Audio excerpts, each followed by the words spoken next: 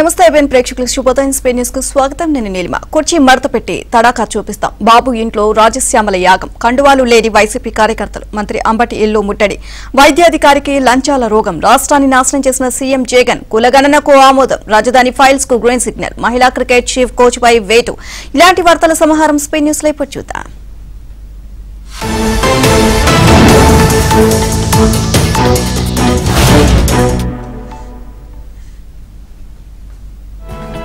పసుపు సైన్యం జన సైనికుల జోలికి వైసీపీ నేతలు వస్తే సహించేది లేదు అని టీడీపీ జాతీయ ప్రధాన కార్యదర్శి నారా లోకేష్ హెచ్చరించారు. విజయనగరం జిల్లా నెల్లిమర్లలో నిర్వహించిన శంకరావం సభలో ఆయన మాట్లాడారు. మీరు చొక్కాలు మడత పెడితే మేం మీ కుర్చీ మడత పెట్టి సీట్ లేకుండా చేస్తాము అన్నారు. సీఎం జగన్ ఉద్దేశించి ఈ వ్యాఖ్యలు చేశారు.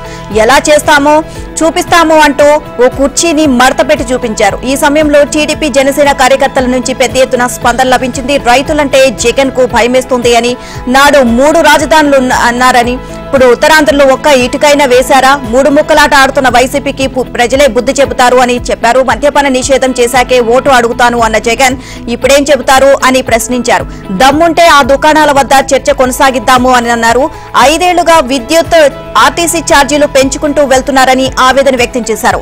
జగన్ అద్భుతమైన స్కామ్ స్టార్ అని వ్యాఖ్యానించారు. ఎన్నికల ముందు ఇళ్లు కాదు, ఏకంగా పట్టణాలు కడతామని అన్నారు. అధికారంలోకి వచ్చాక దోచుకోవడమే పనిగా పెట్టుకున్నారు అని లోకేష్ విమర్శించారు.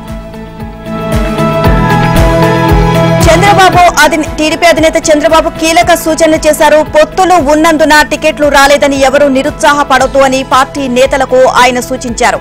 ఇక పొత్తులకు సహకరించిన వారికి అధికారంలోకి రాగానే ప్రాధాన్యం ఉంటుంది అని స్పష్టం చేశారు. పార్టీ నేతలతో ఆయన టెలికాన్ఫరెన్స్ నిర్వహించారు. పార్టీని నమ్ముకున్న వారికి ఖచ్చితంగా గుర్తింపు, ప్రాధాన్యత ఉంటుంది అని వివరించారు. జగన్ తో విసిగిపోయిన వైసీపీ నేతలు టీడీపీలో చేరుతున్నట్లు చెప్పారు. పార్టీకి పనికొస్తారు అనుకునే వాళ్ళని తీసుకుంటున్నాము అని అన్నారు. అలాంటి చేరికలను ప్రోత్సహించాలి అని పిలుపునిచ్చారు. రా కదిలిరా సభలు ముగిశాక ప్రజా చైతన్య యాత్రకు శ్రీకారం చుడతానని చంద్రబాబు చెప్పారు. అధినేత చంద్రబాబు నివాసంలో రాజశ్యామల యాగాన్ని నిర్వహించారు. ఉండవల్లిలోని చంద్రబాబు నివాసంలో 3 రోజుల పాటు ఈ యాగం నిర్వహిస్తారు. తొలి రోజు జరిగిన యాగం క్రతువు పూజా కార్యక్రమాల్లో చంద్రబాబు, ఆయన సతీమణి భువనేశ్వరి పాల్గొన్నారు. రాజశ్యామల యాగంలో భాగంగా 50 మంది ఋత్వికులు 3 రోజుల పాటు యాగ క్రతువులో ప్రత్యేక పూజలు చేస్తారు. పూర్ణాహుతితో యాగం ముగుస్తోంది. 50 మంది ఋత్వికులు రాజశ్యామల యాగాన్ని నిర్వహించారు. ఈ నెలలో చంద్రబాబు శతచండీ యాగం, మహాసుదర్శన హోమం చేపట్టారు. 3 రోజుల పాటు జరిగిన ఈ పూజల్లో గుంటూరు, కృష్ణా జిల్లాకు చెందిన పార్టీ నేతలను కూడా యాగానికి ఆహ్వానించారు. తాజాగా రాజశ్యామల యాగాన్ని చేపట్టారు. 50 మంది ఋత్వికులు హోమగుండాల వద్ద కూర్చొని నదీ తీరంలో ఉన్న చంద్రబాబు నివాసంలో వేద మంత్రోచ్చరణ మధ్య పూజలు చేశారు. ఉదయం టీడీపీ అధినేత చంద్రబాబు, ఆయన సతీమణి భువనేశ్వరి ఈ యాగంలో కూర్చున్నారు. మధ్యాహ్నం వరకు చంద్రబాబు, భువనేశ్వరి యాగం వద్దనే పూజలు చేశారు. 3 రోజుల పాటు వివిధ రకాల పూజలు, క్రతువులు నిర్వహిస్తారు అని చంద్రబాబు తెలియజేశారు. 3 రోజుల పాటు జరిగే రాజశ్యామల యాగం ఆదివారం జరిగే పూర్ణాహుతితో ముగుస్తోంది అని టీడీపీ ప్రకటించింది. ఆదివారం జరిగే పూర్ణాహుతి కార్యక్రమంలో పాల్గొనేందుకు తమ పార్టీల నేతలను ఆహ్వానిస్తారని టీడీపీ వర్గాలు తెలియజేశాయి. పోలీసులపై పీసీసీ అధ్యక్షురాలు షర్మిల కీలక వ్యాఖ్యలు చేశారు. సత్తెనపల్లిలో యూత్ కాంగ్రెస్ నాయకులపై పోలీసులు వైసీపీ దాడిని తీవ్రంగా ఖండిస్తున్నట్లు పీసీసీ అధ్యక్షురాలు షర్మిల తెలియజేశారు. పోలీసులు ఉన్నది ప్రజల కోసమా లేక అధికార పార్టీ అడుగులకు మడుగులు ఒత్తడం కోసమా అని ఎక్స్ వేదికగా షర్మిల ప్రశ్నించారు. ప్రజాస్వామ్యబద్ధంగా నిరసన తెలిపితే బూట్లతో తొక్కిస్తారా అని ప్రశ్నించారు. గొంతు పిసికి చంపాలని చూస్తారా అని నిలదీశారు. వైసీపీ గూండాలను పక్కన పెట్టి మరీ దాడులు చేయడం అన్యాయమని అన్నారు. మీరు పోలీసులా లేక వైసీపీ కిరాయి మనుషులా అంటూ ప్రశ్నించారు. ఇష్టారాజ్యంగా కొట్టడానికి మీరెవరు అంటూ ప్రశ్నించారు. కండువా లేని వైసీపీ కార్యకర్తలు మన పోలీసులని వ్యాఖ్యానించారు. సత్తెనపల్లి ఘటనపై డీజీపీ వెంటనే స్పందించాలని విజ్ఞప్తి చేశారు. విచక్షణారహితంగా కొట్టిన పోలీస్ సిబ్బందిని వెంటనే సస్పెండ్ చేయాలని షర్మిల డిమాండ్ చేశారు. అధికారమే అండగా వైసీపీ నేతలు రెచ్చిపోతున్నారు. రాజ్యసభ సభ్యుడు మోపిదేవి వెంకటరమణ అనుచరులు వీరంగం చేశారు. ఇతర పార్టీల ప్రచార కార్యక్రమాలను అడ్డుకునే స్థాయికి బరితెగించారు. తాజాగా బాపట్ల జిల్లా నిజాంపట్నంలో వైసీపీ రాజ్యసభ సభ్యుడు మోపిదేవి వెంకటరమణ అనుచరులు వీరంగం చేశారు. బాబు షూరిటీ భవిష్యత్తుకు గ్యారంటీ కార్యక్రమంలో భాగంగా గ్రామానికి వెళ్లిన టీడీపీ, జనసేన నాయకులు, కార్యకర్తలను అడ్డుకునేందుకు ప్రయత్నించారు. ఎంపీ సోదరుడు అమర్నాథ్ బాబు అనుచరులు టీడీపీ శ్రేణులపై దాడికి ప్రయత్నించారు. తమ గ్రామంలోకి ఇతర పార్టీల వాళ్లు వచ్చి ఎలాంటి ప్రచారం చేయకూడదు అని హుకుం జారీ చేశారు. దీంతో 2 పార్టీల మధ్య ఘర్షణ జరిగి ఉద్రిక్తతకు నెలకొంది. రంగంలోకి దిగిన పోలీసులు ఇరు వర్గాలను నచ్చజెప్పారు. టీడీపీ నాయకులు పార్టీ కార్యక్రమం నిర్వహించుకునేలా అనుమతి ఇచ్చారు. దీంతో వివాదం సద్దుమణిగింది. రాజధాని ఫైల్స్ సినిమాపై చంద్రబాబు స్పందించారు. ట్విట్టర్ వేదికగా జగన్ రెడ్డిపై చంద్రబాబు ఫైర్ అయ్యారు. అమరావతిపై పగబట్టిన సీఎం జగన్ రాష్ట్రాన్ని సర్వనాశనం చేశారని మండిపడ్డారు. అమరావతిని అడ్డుకోవడం చారిత్రాత్మక విషాదమని అన్నారు. దీనికోసం కులాల మధ్య కుంపట్లు రాజేసే ప్రయత్నం చేశారని ఆరోపించారు. సీఎం జగన్ కుట్రలు దారుణాలకు అద్దం పట్టిన చిత్రం రాజధాని ఫైల్స్ అని చంద్రబాబు పేర్కొన్నారు. ప్రజల కష్టాలను కళ్లకు కట్టిన చిత్రం రాజధాని ఫైల్స్ అన్నారు. సీఎం జగన్ రెడ్డి నీ పని అయిపోయింది అని చంద్రబాబు కామెంట్ చేశారు. కుట్రలు దారుణాలకు అద్దం పట్టిన చిత్రం రాజధాని ఫైల్స్ అని పేర్కొన్నారు. ప్రజల కష్టాలను కళ్లకు కట్టిన చిత్ర రాజధాని ఫైల్స్ అని చంద్రబాబు వివరించారు. పల్నాడు జిల్లా సత్తెనపల్లిలో ఉద్రిక్తత చోటు చేసుకుంది. మంత్రి అంబటి రాంబాబు ఇంటిని కొందరు యువకులు చుట్టుముట్టారు. ప్రభుత్వం మెగా డిఎస్సీ విడుదల చేయాలి అంటూ యూత్ కాంగ్రెస్ నేతలు పట్టుబట్టారు. ఈ మేరకు అంబటి రాంబాబు ఇంటిని ముట్టడించారు. సీఎం జగన్ విడుదల చేసింది మెగా డిఎస్సీ కాదని దగా డిఎస్సీ అంటూ పెద్ద ఎత్తున నినాదాలు చేశారు. సీఎం జగన్ ప్రభుత్వం వెంటనే 25,000 పోస్టులతో డిఎస్సీ విడుదల చేయాలి అని డిమాండ్ చేశారు. ఒక దశలో కాంగ్రెస్ కార్యకర్తలపై అంబటి అనుచరులు దాడికి పాల్పడ్డారు. దీంతో కొద్దిసేపు ఇరు పార్టీల కార్యకర్తల మధ్య వాగ్వాదం చోటు చేసుకుంది. దగా డిఎస్సీ కాదు మెగా డిఎస్సీ కావాలని కాంగ్రెస్ ఎన్ఎస్యుఐ కార్యకర్తలు పట్టుబట్టారు. సత్తెనపల్లిలోని మంత్రి అంబటి రాంబాబు ఇంటి వద్ద యూత్ కాంగ్రెస్ ఎన్ఎస్యుఐ కార్యకర్తలు ఆందోళన చేశారు. మంత్రి అంబటి ఇంట్లోనే ఉండడంతో ఆందోళనకారులు లోపలికి వెళ్లకుండా పోలీసులు అడ్డుకున్నారు. దీంతో పోలీసులకు యూత్ కాంగ్రెస్ కార్యకర్తలకు మధ్య తోపులాట చోటు చేసుకుంది. పోలీసులతో పాటు వైసీపీ కార్యకర్తలు కూడా యూత్ కాంగ్రెస్ కార్యకర్తలను తోసేసి కొంతమందిని కాళ్లతో తన్నారు. వైసీపీ దాడితో యూత్ కాంగ్రెస్ నాయకుడు ఘంటా గోపి గాయపడడంతో ఏరియా వైద్యశాలకు తరలించారు. మరికొంతమందిని పోలీసులు అదుపులోకి తీసుకుని విడిచిపెట్టారు. కులగణన తీర్మానానికి తెలంగాణ శాసనసభ ఆమోదం తెలిపింది. రాష్ట్రంలో సమగ్ర కులగణన సామాజిక ఆర్థిక ఇంటింటి సర్వేకు మంత్రి పొన్నం ప్రభాకర్ సభలో తీర్మానం ప్రవేశపెట్టారు. బీఆర్ఎస్ ఎమ్మెల్యే కేటీఆర్ మాట్లాడుతూ చట్టబద్దత ఉంటేనే ఈ కార్యక్రమం ఫలవంతం అవుతుంది అని అన్నారు. న్యాయ విచారణ కమిషన్ వేయాలని కోరారు. బిల్లు కోసం అసెంబ్లీ సమావేశాలు పొడిగించాలని కోరారు. కులగణన కోసం బిల్లు తెస్తే తమ పార్టీ తరపున సంపూర్ణ మద్దతు ఉంటుంది అని స్పష్టం చేశారు. 2 రోజుల్లో బిల్లును ఆమోదించుకుందాము అని తెలియజేశారు. కులగణనకు చిత్తశుద్ది అవసరమని మంత్రి పొన్నం ప్రభాకర్ అన్నారు. గతంలో సమగ్ర కుటుంబ సర్వే చేసిన వివరాలు బయటపెట్టలేదు అన్నారు. తీర్మానంపై చర్చ అనంతరం సభ ఏకగ్రీవంగా ఆమోదం తెలిపినట్లు స్పీకర్ ప్రకటించారు. కులగణనకు చట్టబద్దత ఉంటేనే కార్యక్రమం సఫలం అవుతుంది అన్నారు. చట్టబద్దత లేకుంటే కార్యక్రమం విఫలమవుతుంది అన్నారు. కేటీఆర్ వ్యాఖ్యలకు మంత్రి పొన్నం ప్రభాకర్ కౌంటర్ ఇచ్చారు. తాము కులగణన కార్యక్రమాన్ని చిత్తశుద్దితో చేపట్టామని చెప్పారు. 2011లో ఢిల్లీలో నాటి యూపీఏ ప్రభుత్వం చట్టం చేయకుండానే కులగణన చేసింది అని గుర్తు చేశారు. చట్టానికి సంబంధించి ఎవరూ అనుమానించాల్సిన పని లేదు అన్నారు. ఏ కార్యక్రమానికైనా చిత్తశుద్ది ముఖ్యమని పొన్నం ప్రభాకర్ పేర్కొన్నారు. కాంగ్రెస్ ప్రభుత్వం తీరుపై బీజేపీ రాష్ట్ర అధ్యక్షుడు కేంద్ర మంత్రి కిషన్ రెడ్డి ఆగ్రహం చెందారు. తెలంగాణలో ఎన్నికల ముందు ఇచ్చిన హామీలను కాంగ్రెస్ ప్రభుత్వం అమలు చేయడం లేదని ధ్వజమెత్తారు. నాంపల్లిలోని పార్టీ రాష్ట్ర కార్యాలయంలో వైసీపీ నేత వెల్లాల రామ్మోహన్ బీజేపీలో చేరారు. ఆయనకు కిషన్ రెడ్డి బీజేపీ కండువా కప్పి పార్టీలోకి ఆహ్వానించారు. ఈ సందర్భంగా కిషన్ రెడ్డి మాట్లాడుతూ రాహుల్ గాంధీ ఆదేశాలతో గుత్తేదారులను బెదిరించి డబ్బులు వసూలు చేస్తున్నారు అని ఆరోపించారు. కాంగ్రెస్ బీఆర్ఎస్ నాణానికి బొమ్మ బొరుసు లాంటివి అని కిషన్ రెడ్డి వ్యాఖ్యానించారు. ఆ 2 పార్టీలు మజ్లిస్ అడుగుజాడల్లో పనిచేస్తున్నాయని కిషన్ రెడ్డి విమర్శించారు.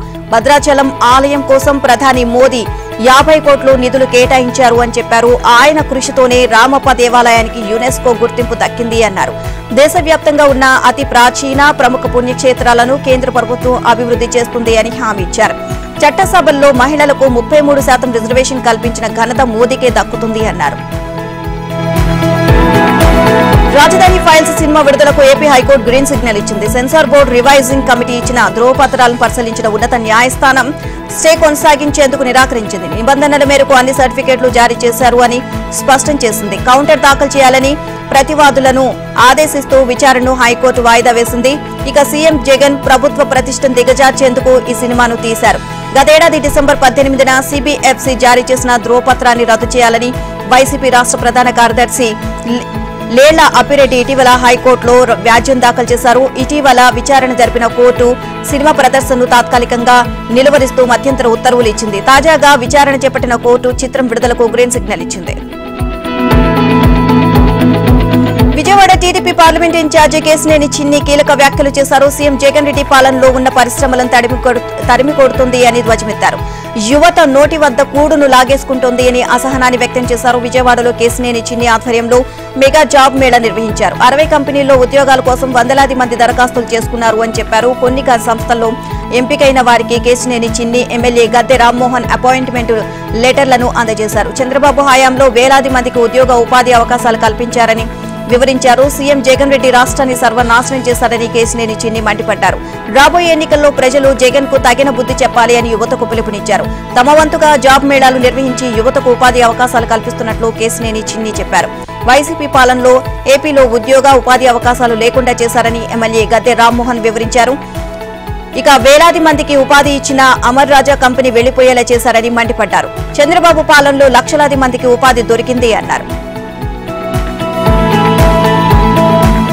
విశాఖ పెందుర్తి నియోజకవర్గంలో నేడు జరగబోయే శంఖారావం సభలో టీడీపీ ప్రధాన కార్యదర్శి నారా లోకేష్ పాల్గొంటారు. ఈ విషయాన్ని మాజీ మంత్రి బండారు సత్యనారాయణ తెలియజేశారు. నియోజకవర్గ టీడీపీ నాయకులతో కలిసి ఆయన సభ ఏర్పాట్లను పరిశీలించారు. టీడీపీ జనసేన ఆధ్వర్యంలో జరిగే ఈ సభ మధ్యాహ్నం 2 గంటలకు ప్రారంభమవుతుంది అని అన్నారు. యువగళం పాదయాత్రను నారా లోకేష్ విజయవంతంగా పూర్తి చేశారని బండారు చెప్పారు. టీడీపీ కార్యకర్తలను ఉత్తేజపరచడానికి శంఖారావాన్ని ప్రారంభించినట్లు బండారు తెలిపారు. స్థానిక నాయకులు బూత్ కన్వీనర్లతో మాట్లాడి నియోజకవర్గ సమస్యలు తెలుసుకుంటారు అని చెప్పారు. టీడీపీ జనసేన ప్రభుత్వం ఏర్పడ్డాక సంక్షేమం అభివృద్ధి కోసం టీడీపీ ఏం చేస్తుందో లోకేష్ తెలియజేస్తారని అన్నారు. టీడీపీ శ్రేణులు పెద్ద సంఖ్యలో హాజరై ఈ శంఖారావం సభను విజయవంతం చేయాలని ఆయన పిలుపునిచ్చారు. మైనార్టీలను వైసీపీ ప్రభుత్వం చిన్నచూపు చూస్తోందని టీడీపీ నేత జకీవుల్లా ఆగ్రహం చెందారు. అనంతపురంలోని ఓ ఫంక్షన్ హాల్లో టీడీపీ పిలుస్తోంది రా కదిలిరా కార్యక్రమాన్ని నిర్వహించారు. టీడీపీ అధికారంలో ఉన్నప్పుడు మైనార్టీలకు ఎన్నో సంక్షేమ పథకాలు అందించింది అని జకీవుల్లా గుర్తు చేశారు. వైసీపీ అధికారంలోకి వచ్చాక మైనార్టీల పథకాలను నిలిపివేసింది అన్నారు. ఇక చంద్రబాబుని సీఎం చేయడానికి ప్రతి మైనార్టీ సోదరుడు కష్టపడాలని జకీవుల్లా కోరారు. జగన్ ప్రజలకు డబ్బులు పంచుతూ రాష్ట్ర సంక్షేమాన్ని పక్కన పెట్టారు అని మండిపడ్డారు. చంద్రబాబు సీఎం అయ్యేంత వరకు కష్టపడుతూనే ఉంటామన్నారు. ప్రతి టీడీపీ కార్యకర్త ప్రజల దగ్గరకు వెళ్లి జగన్ చేస్తున్న అరాచకాలను వివరించాలి అన్నారు. వైసీపీ ఎమ్మెల్యేలు గెలవలేరు అనే భయంతోనే నియోజకవర్గాలను మారుస్తున్నారని ఎద్దేవి చేశారు. అందులో భాగంగానే కళ్యాణ్ దుర్గం ఎమ్మెల్యే అభ్యర్థిని మార్చారని ఎద్దేవి చేశారు. అనంతరం మైనార్టీ మహిళలకు ఉచితంగా కుక్కర్లను పంపిణీ చేశారు. తమను ఆదుకోవాలని కాపు సంఘాల జేఏసీ నేతలు డిమాండ్ చేశారు. జనాభా ప్రాతిపదికన విద్య, ఉద్యోగాల్లో 10% రిజర్వేషన్లు కల్పించాలని సూచించారు. అనేక పార్టీలు కాపులపై ప్రేమ కురిపిస్తూ ఓట్లు వేయించుకుంటున్నారని ధ్వజమెత్తారు. గెలిచాక ప్రాధాన్యత ఇవ్వకుండా మోసం చేస్తున్నాయని మండిపడ్డారు. అందుకే కాపులకు అన్ని విధాల ప్రాధాన్యత ఇచ్చే పార్టీలకే తమ మద్దతు ఇస్తామని జేఏసీ నేతలు స్పష్టం చేశారు. ఇక మరోవైపు చంద్రబాబు హయాంలోనే కాపులకు మేలు జరిగింది అన్నారు. జగన్ వచ్చాక కాపులను అన్ని విధాల మోసం చేశారని ఆరోపించారు. వైసీపీ పాలనలో కాపులు అణగదొక్కారని ఇక కొంతమంది కాపు నేతలు అభిప్రాయం వ్యక్తం చేశారు. అటువంటి జగన్ ను సాగనంపేందుకు కాపులంతా ఏకంగా కావాలి అని పిలుపునిచ్చారు. విజయవాడలో కాపు సంఘాల జేఏసీ ఆధ్వర్యంలో ప్రత్యేక సమావేశం నిర్వహించారు. రాష్ట్ర నలుమూలల నుంచి వచ్చిన కాపు సంఘాల నేతలు తమ అభిప్రాయాలు, ఆలోచనలు వ్యక్తం చేశారు. కాపులకు అండగా ఉన్న పార్టీకే మద్దతు ఇవ్వాలని తీర్మానించారు. భవిష్యత్తుపై ఎన్నో ఆశలు పెంచుకున్న యువతను వైసీపీ ప్రభుత్వం వంచింది అని జనసేన అధ్యక్షుడు పవన్ కళ్యాణ్ మండిపడ్డారు. డీఎస్సీకి సిద్దమవుతున్న అభ్యర్థులు గ్రూప్ 2 ఉద్యోగార్థుల ఆందోళనను పార్టీ నాయకులు ఆయన దృష్టికి తీసుకువెళ్లారు. ఇక ఈ నెల 25న గ్రూప్ 2 నిర్వహిస్తామని తమకు చెప్పారని, అదే రోజు బ్యాంకు పీఓ ఉద్యోగాలకు మెయిన్స్ ఉంది అన్నారు. ఏమాత్రం ప్రణాళిక లేకుండా ఏపీఎస్సీ షెడ్యూల్ ఇవ్వడంపై నిరుద్యోగులు ఆందోళన చెందుతున్నారు అని పవన్ తెలియజేశారు. జిల్లాల పర్యటనలో డీఎస్సీకి సిద్దమవుతున్న అభ్యర్థుల ఆవేదనను తెలుసుకున్నాము అని పవన్ చెప్పారు. పోలీస్ కానిస్టేబుల్ ఉద్యోగాలకు సన్నద్దమైన వాళ్లు ఇబ్బందులు పడుతున్న విషయం తన దృష్టికి వచ్చింది అని తెలియజేశారు. పాదయాత్రలో అడిగిన వాళ్ళకి అడగని వాళ్ళకి హామీలు గుప్పించిన జగన్ అధికారంలోకి వచ్చాక అన్ని వర్గాలను క్షోభకు గురి చేశారు అని మండిపడ్డారు. 23,000 టీచర్ పోస్టులకు మెగా డీఎస్సీ ప్రకటిస్తామని హామీ ఇచ్చారని పవన్ చెప్పారు. ఇప్పుడేమో అసలు డీఎస్సీ ఎందుకో చెప్పండి అని సీఎం సలహాదారులే దబాయించడం విడ్డూరంగా ఉంది అన్నారు. కానిస్టేబుల్ ఉద్యోగాలకు ప్రకటన ఇచ్చి ఏడాది దాటినా ఇప్పటికీ నియామకాలు చేయలేదు అని అన్నారు. నిరుద్యోగుల ఆందోళనను గుర్తించే మనసు ఈ పాలకులకు లేదు అన్నారు. ఏటా జాబ్ క్యాలెండర్ ఇస్తామన్న హామీని గాలికొదిలేశారు అని ఆరోపించారు. త్వరలో విడుదల చేసే ఉమ్మడి మేనిఫెస్టో యువత ఆకాంక్షలకు అనుగుణంగా ఉంటుంది అని పవన్ హామీ ఇచ్చారు. ఉమ్మడి ఉమ్మడి ప్రకాశం జిల్లాలో మరో ఇద్దరు సీనియర్ నేతలకు సీఎం జగన్ షాక్ ఇచ్చారు. కందుకూరు ఎమ్మెల్యే మాజీ మంత్రి మానుగుంట మహిదర్ రెడ్డి పరుచూరు నియోజకవర్గ వైసీపీ ఇన్ఛార్జి బాధ్యతల నుంచి ఆమంచి కృష్ణమోహన్ కు టికెట్లు నిరాకరించారు. ఇద్దరి పేర్లతో 7వ జాబితాను విడుదల చేసింది. కందుకూరులో తిరుపతి జిల్లా గూడూరుకు చెందిన పెంచలయ్య కుమార్తె అరవింద యాదవ్ ను ఇన్ఛార్జిగా నియమించారు. పరుచూరు బాధ్యతలను ఆమంచి నుంచి తప్పించి చీరాలకు చెందిన ఎడం బాలాజీని ఇన్ఛార్జిగా నియమించారు. 2014లో చీరాల వైసీపీ అభ్యర్థిగా పోటీ చేసి ఓడిపోయిన బాలాజీకి 2019లో టికెట్ ఇవ్వకపోవడంతో ఆయన టీడీపీలో చేరారు. ప్రస్తుతం అమెరికాలో ఉంటున్న ఆయన్ను సీఎం జగన్ పిలిపించుకుని మరీ వైసీపీ కండువా కప్పారు. వెంటనే పరుచూరు వైసీపీ బాధ్యతలు అప్పగించారు. జగన్ నిర్ణయంపై ఆ నియోజకవర్గంలో ఆది నుంచి వైసీపీలో ఉండి పనిచేస్తున్న నేతలు శ్రేణులు తీవ్ర అసంతృప్తి వ్యక్తం చేస్తున్నారు. టీడీపీ ఎంపీ అభ్యర్థుల ఎంపికపై ప్రతిష్టంభన కొనసాగుతోంది. బీజేపీతో పొత్తు వ్యవహారం తేలిన తర్వాతే స్పష్టత వస్తుంది అని టీడీపీ వర్గాలు చెబుతున్నాయి. ఇక కొద్ది రోజుల క్రితం టీడీపీ అధినేత చంద్రబాబు ఢిల్లీలో కేంద్ర హోంమంత్రి అమిత్ షాతో భేటీ అయ్యారు. ఎన్డీఏలోకి తిరిగి రావాలని చంద్రబాబును షా కోరారు. ఇక అవసరమైతే చంద్రబాబు మళ్లీ ఢిల్లీ వెళ్లి ఎన్డీఏ సమావేశంలో పాల్గొనే అవకాశం ఉంది. అనంతరమే రాష్ట్రంలో పొత్తులో భాగంగా బీజేపీకి ఎన్ని అసెంబ్లీ, లోక్సభ సీట్లు కేటాయిస్తారో స్పష్టత వస్తుంది. పొత్తు సమస్యలు లేవని అనుకుంటున్న చోట మాత్రం టీడీపీ తన కసరత్తు కొనసాగిస్తోంది. ఇక నెల్లూరు లోక్సభ అభ్యర్థిగా వేమిరెడ్డి ప్రభాకర్ రెడ్డి ఖరారయ్యారని సమాచారం. కొద్ది రోజుల క్రితం ఆయన హైదరాబాద్ లో చంద్రబాబును కలిశారు. నెల్లూరు లోక్సభ స్థానం పరిధిలోని అసెంబ్లీ సీట్లలో పోటీ చేసే అభ్యర్థుల విషయంలో కూడా వేమిరెడ్డి అభిప్రాయాలు తీసుకుంటున్నారు. ఆత్మకూరు విషయంలో కొంత ఉత్కంఠ నెలకొంది. ఇక అక్కడ మాజీ మంత్రి ఆనం రామనారాయణ రెడ్డిని నిలపాలి అని టీడీపీ అధిష్టానం భావించింది. కానీ ఆయన తనకు వెంకటగిరి కావాలి అని అడుగుతున్నారు. ఆత్మకూరు, సర్వేపల్లి, వెంకటగిరి 3 నియోజకవర్గాల్లో ఆయన పేరుతో ఫోన్ సర్వే నిర్వహించారు. సర్వేపల్లికి ఆనంను మార్చి మాజీ మంత్రి సోమిరెడ్డి చంద్రమోహన్ రెడ్డిని ఆత్మకూరు పంపితే ఎలా ఉంటుంది అన్న కోణంలో కసరత్తు అయితే కొనసాగుతోంది. ఈ విషయంలో సంప్రదింపుల బాధ్యతను వేమిరెడ్డికి అప్పగించే యోచన ఉన్నట్లు సమాచారం. Nellore YCP sitting MP Adala Prabhakar Reddy కూడా టీడీపీలోకి వస్తారు అని ఊహాగానాలు వ్యాపించాయి. ఆయన వస్తే నెల్లూరు జిల్లాలో 1-2 అసెంబ్లీ స్థానాల్లో టీడీపీ అభ్యర్థుల్లో మార్పులు చేర్పులు ఉండొచ్చు అని టీడీపీ వర్గాలు భావిస్తున్నాయి. లోక్సభ ఎన్నికల ముందు తెలంగాణ కాంగ్రెస్ లోకి చేరికలు కొనసాగుతున్నాయి. ప్రముఖ సినీ నటుడు అల్లు అర్జున్ మామ కంచర్ల చంద్రశేఖర్ రెడ్డి, మాజీ మంత్రి బీఆర్ఎస్ ఎమ్మెల్సీ పట్నం మహేందర్ రెడ్డి, ఆయన సతీమణి Vikarabad ZP chairperson Sunitha, GHMC మాజీ మేయర్ బొంతు రామ్మోహన్, ఆయన భార్య చెర్లపల్లి బీఆర్ఎస్ కార్పొరేటర్ శ్రీదేవి తదితరులు కాంగ్రెస్ లో చేరారు. ఇక గాంధీభవన్ లో పార్టీ రాష్ట్ర వ్యవహారాల ఇన్ఛార్జ్ దీప్దాస్ మున్షి వారికి కండువా కప్పి ఆహ్వానించారు. అనంతరం చంద్రశేఖర్ రెడ్డితో పాటు నేతలంతా అసెంబ్లీకి వెళ్లి ముఖ్యమంత్రి రేవంత్ రెడ్డిని కలిశారు. ప్రముఖ సినీ నటుడు అల్లు అర్జున్ మామ కంచర్ల చంద్రశేఖర్ రెడ్డి నాగార్జున సాగర్ టికెట్ ఆశిస్తున్నట్లు సమాచారం. నల్గొండ జిల్లా పెద్దవూర మండలంలో చంద్రశేఖర్ రెడ్డి ఫౌండేషన్ ను ఇప్పటికే ఏర్పాటు చేశారు. ఆ మండలంలో పలు సేవా కార్యక్రమాలు నిర్వహిస్తున్నారు. అసెంబ్లీ ఎన్నికల సందర్భంగా బీఆర్ఎస్ నుంచి నాగార్జున సాగర్ టికెట్ ఆశించారు. తన గెలుపు కోసం బన్నీ ప్రచారం చేస్తాడు అని కూడా ప్రకటించారు. కానీ బీఆర్ఎస్ టికెట్ ఇవ్వకపోవడంపై పార్టీ కార్యక్రమాలకు దూరంగా ఉంటున్న ఆయన తాజాగా కాంగ్రెస్ లో చేరారు. ఇక బీఆర్ఎస్ నుంచి కాంగ్రెస్ పార్టీలో చేరిన నేతలు అసెంబ్లీలో సీఎం రేవంత్ రెడ్డిని మర్యాదపూర్వకంగా కలిశారు. గాంధీభవన్ లో తెలంగాణ కాంగ్రెస్ వ్యవహారాల ఇన్ఛార్జ్ దీపాదాస్ మున్షి సమక్షంలో మాజీ మంత్రి పట్నం మహేందర్ రెడ్డి, రంగారెడ్డి జెడ్పీ చైర్పర్సన్ సునీత మహేందర్ రెడ్డి, మాజీ మేయర్ బొంతు రామ్మోహన్, బొంతు శ్రీదేవి, అలాగే అల్లు అర్జున్ మామ కంచర్ల చంద్రశేఖర్ రెడ్డి హస్తం గూటికి చేరారు. వారికి కాంగ్రెస్ పార్టీ కండువా కప్పి ఇక పార్టీలోకి ఆహ్వానించారు. అనంతరం నేరుగా అసెంబ్లీలో సీఎం రేవంత్ ను కలిశారు. ఈ సందర్భంగా పార్టీ బలోపేతమే లక్ష్యంగా నేతలు ముందుకు సాగాలి అని రేవంత్ పిలుపునిచ్చారు. మాజీ మంత్రి శ్రీనివాస్ గౌడ్ పై దాఖలైన పిటిషన్ ను నాంపల్లి ప్రజా ప్రతినిధుల కోర్టు కొట్టివేసింది. పిటిషన్ కు విచారణ అర్హత లేదు అన్న న్యాయస్థానం హైకోర్టును ఆశ్రయించాలని సూచించింది. 2018 ఎన్నికల సందర్భంగా మాజీ మంత్రి శ్రీనివాస్ గౌడ్ దాఖలు చేసిన అఫిడవిట్ లో నిబంధనలకు విరుద్ధంగా మార్పులు చేశారని మహబూబ్ నగర్ కు చెందిన రాఘవేందర్ రాజు ఆరోపించారు. దీనిపై పోలీస్ స్టేషన్లో ఫిర్యాదు చేసినా కేసు నమోదు చేయలేదు అని ఆయన పేర్కొన్నారు. నాంపల్లి ప్రజా ప్రతినిధుల కోర్టులో ప్రైవేట్ పిటిషన్ దాఖలు చేశారు.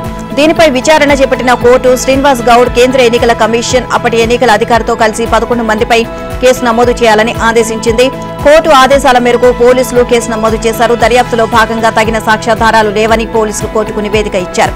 ఆ నివేదికపై పిటిషనర్ అభ్యంతరం తెలియజేశారు. పిటిషన్ విచారణార్హం కాదు అని కోర్టు తెలియజేసింది. దీనిపై పిటిషనర్ తరపు న్యాయవాది పలు కోర్టు తీర్పులను ప్రస్తావించారు. వాదనలు ముగిసిన అనంతరం రాఘవేందర్ రాజు వేసిన పిటిషన్ ను విచారించే పరిధి ఈ కోర్టుకు లేదు అని ప్రజాప్రతినిధుల కోర్టు తీర్పు ఇచ్చింది.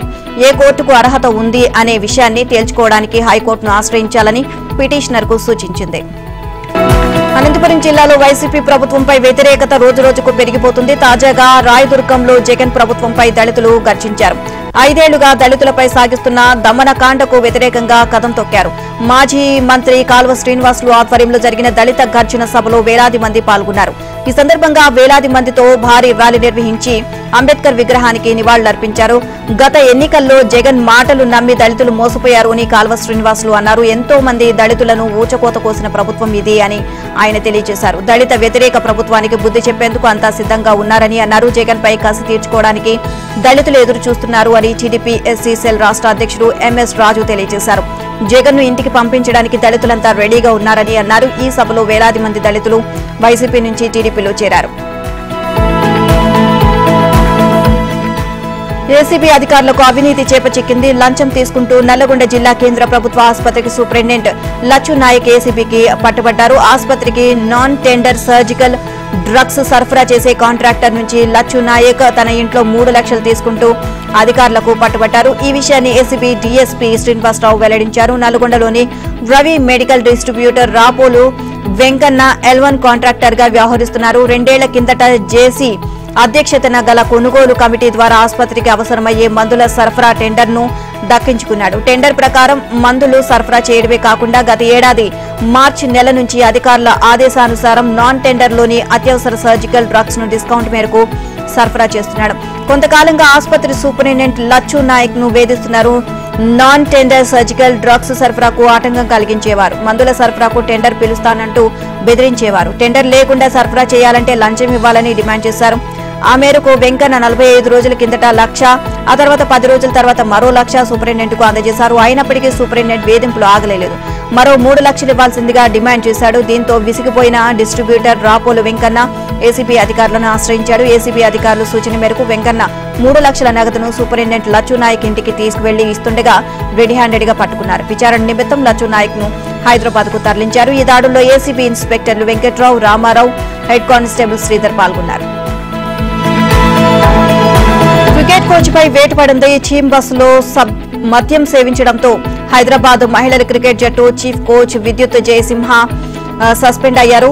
మద్యం తాగుతున్న వీడియోలు సోషల్ మీడియాలో విస్తృతంగా ప్రచారం అవడంతో జయసింహను విధుల నుంచి తొలగించారు. ఈ విషయాన్ని హెచ్సీఏ అధ్యక్షుడు జగన్ మోహన్ రావు ఉత్తర్వుల ద్వారా జారీ చేశారు. దర్యాప్తు పూర్తయ్యే వరకు జయసింహ హెచ్సీఏ క్రికెట్ కార్యకలాపాలకు దూరంగా ఉండాలి అని నిర్దేశించారు. ప్రస్తుతం నెట్లో చక్కర్లు కొడుతున్న కోచ్ వీడియో గత నెలలో తీసింది అని తెలిసింది. ఆ సమయంలోనే కొందరు క్రికెటర్లు హెచ్సీఏలోని ఒక కీలక వ్యక్తి దృష్టికి ఈ విషయాన్ని తీసుకువెళ్లారు.